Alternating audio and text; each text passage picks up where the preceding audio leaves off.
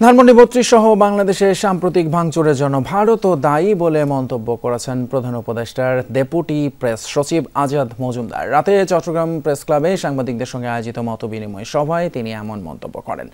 বলেন, বাংলাদেশে গণহত্যার দায়ে অভিযুক্ত আন্তর্জাতিক অপরাধ ট্রাইব্যুনালের গ্রেপ্তারি পরোয়ানাভুক্ত আসামি শেখ হাসিনা ভারতে বসে উস্কানি ছড়াচ্ছেন।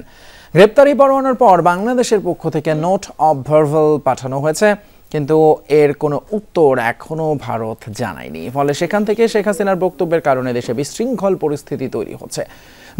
ডেপুটি প্রেস সচিব আজাদ মজুমদার আরও বলেন, সাম্প্রতিক ভাঙচুরের বিষয়ে সরকারের অবস্থান স্পষ্ট। সরকার একাধিক বিবৃতি দিয়ে অবস্থান পরিষ্কার করেছে।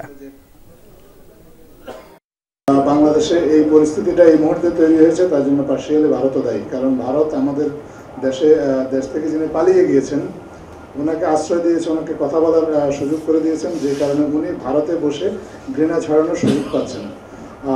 বাংলাদেশের অন্তর্বর্তীকালীন সরকারের পক্ষ থেকে ভারত সরকারকে রিকোয়েস্ট করা হয়েছে ওনাকে যেন ফেরত পাঠানো হয়, কারণ ওনাকে ফেরত পাঠানোর জন্য বাংলাদেশের আদালত বলেছে। এবং সেই আদালতের যে গ্রেপ্তারি পরোয়ানা, তার আলোকে বাংলাদেশের পররাষ্ট্র মন্ত্রণালয় ভারতের কাছে একটা নোট ভার্বাল দিয়েছে। আমরা এখনও ভারতের কাছ থেকে কোনো নোট ভার্বাল পাই নাই, তবে আমরা বিশ্বাস করি ভারত একটা আমাদের একটা সৎ প্রতিবেশী স্বরূপ আমাদের সাথে আচরণ করবে এবং